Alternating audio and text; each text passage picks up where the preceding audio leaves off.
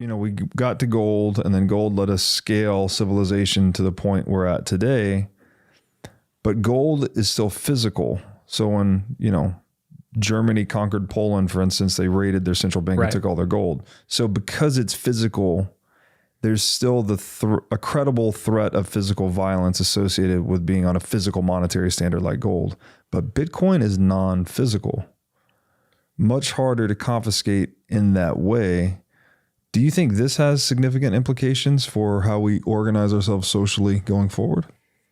Yeah, I definitely agree with the idea that Bitcoin defunds war, which is sort of related to, what's the logic of violence in this gold standard era? Yes, you could go confiscate their gold and take it home, and that's so Viking sort of mentality, right? In the fiat era, since you can print money, you can fund total war, right? Like you can issue war bonds and print money out of thin air to issue war bonds through a slyer way, right? Like you're debasing your currency and robbing your citizens in order to fund further war. So Bitcoin gets rid of both of those problems. The Achilles heel of gold is its physicality, and that tends towards centralization, and then you get promissory notes issued on that, and then you end up with fiat. If Bitcoin doesn't have that Achilles heel, it's like Achilles without a weakness, And then, so what do you think that looks like? Like, do you subscribe to, the sovereign individual thing? Like we move beyond the nation state paradigm, or what do you think about that? That's hard for me to imagine. And I haven't spent much time thinking about those questions. I do think about, you touch on the energy side of it too. I think that's pretty concrete how Bitcoin it's a tailwind for energy development of all kind, but especially energy that has low input requirements, like nuclear. Yeah. Where you get a lot of energy out of a certain material. Potentially also renewable energy, like, if the balance of that really makes sense in terms of the material inputs and the energy outputs, you could end up with Dyson sphere sort of, the incentive to create the Dyson sphere of put a bunch of solar panels floating in space around the sun, like that. Bitcoin helps civilization head in that direction because there's always a buyer for energy, right? And in the Dyson sphere sort of paradigm, who's the buyer of energy, right? Like ostensibly you'd have some sort of factories in space that would be closely in close proximity to that energy creation because you don't want to transmit it over tons of space.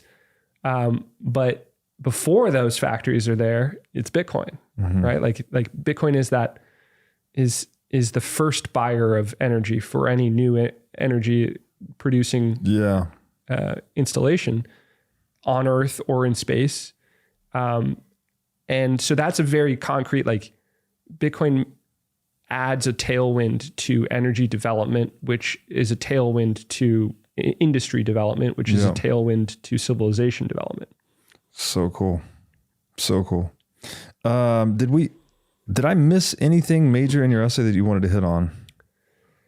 I think we covered all the there's a timeline at the end. I guess we should probably mention that. So, tying it all together, I put a timeline in of what this would mean, this version of human evolution and monetary development.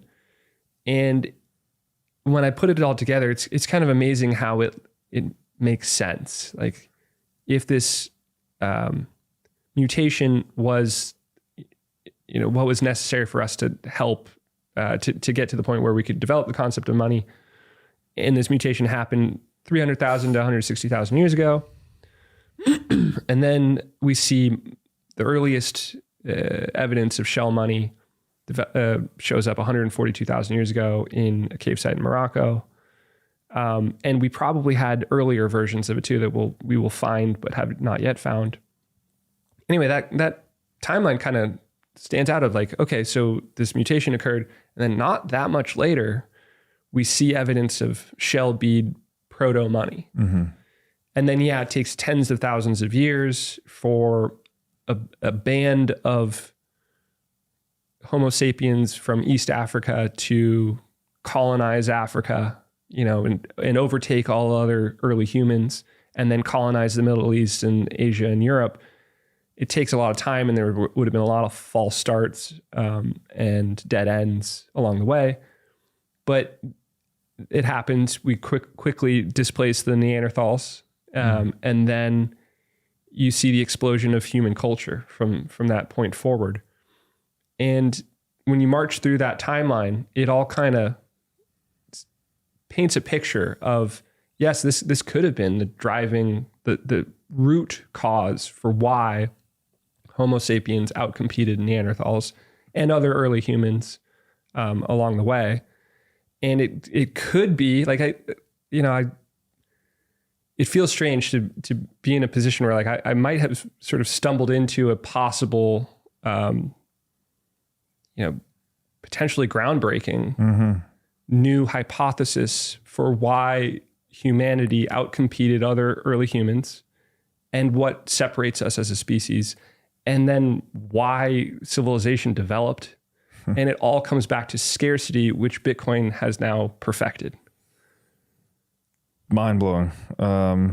Makes me super excited for whatever percentage of this path I get to see in my life. Right. Thanks for watching. If you enjoyed this episode, click here to find more just like it, and here to find our most recent episode. Also, make sure to like this video to help shine light on the corruption of money, and be sure to subscribe to this channel to stay connected.